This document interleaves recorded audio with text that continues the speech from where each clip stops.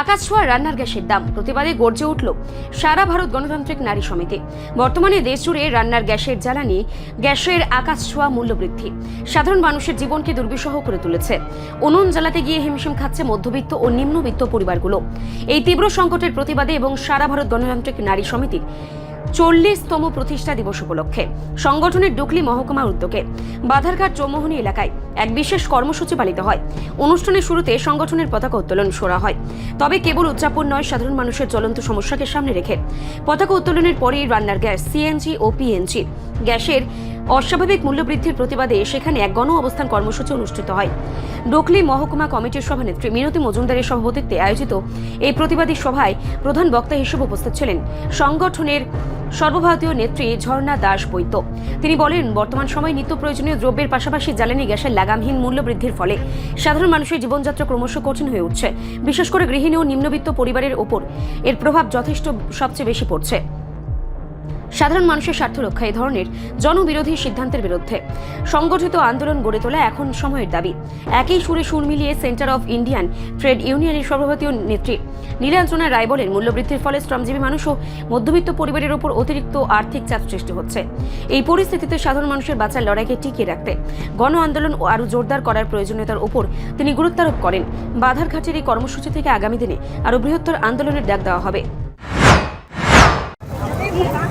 আপনারা ইতিমধ্যে জানেন যে গত 6 মার্চ আমাদের দেশের সরকার সিলিন্ডার 60 টাকা বৃদ্ধি করেছে।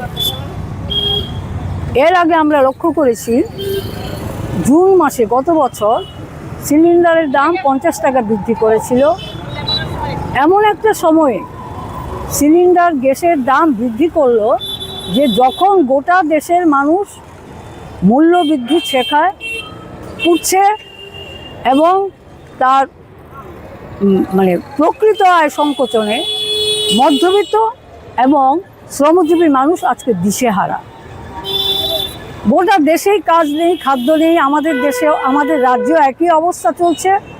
সেই জায়গায় দাঁড়িয়ে এই যে গ্যাসের যে দাম বৃদ্ধি পেল 60 টাকা, আমাদের রাজ্যের মাননীয় মুখ্যমন্ত্রী একটি কথাও বলছে না, মুখে একেবারে সেলুটে, বা অন্য মন্ত্রী ওই বিষয়ে কথা বলেন, তারা গরিব দরদির কথা বলছে। তো আমরা দেখলাম যে যুদ্ধ শুরুর পর 1 মার্চ বাণিজ্যিক এলপিজি গ্যাস সেটা 31 টাকা বৃদ্ধি পেয়েছে।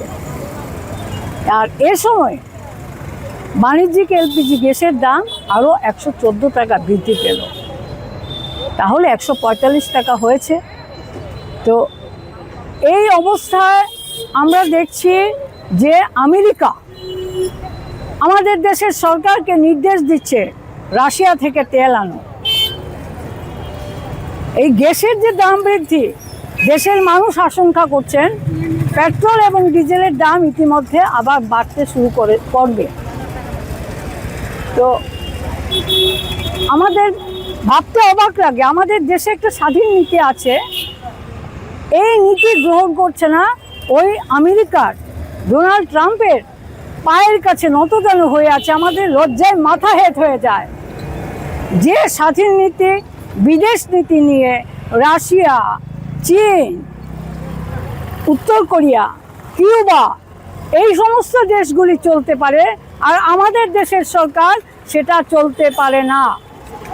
তো এই জায়গায় দাঁড়িয়ে আমি বলবো সংক্ষেপে যেটা, যে এই যে রান্নার গ্যাসের মূল্য বৃদ্ধি বা আগামী দিনে যে বিষয়গুলি দাম বাড়বে, এর বিরুদ্ধে শুভবুদ্ধি সম্পন্ন দেশপ্রেমিক মানুষকে রাস্তায় দাঁড়িয়ে প্রতিরোধের ব্যারিকেড তুলতে হবে।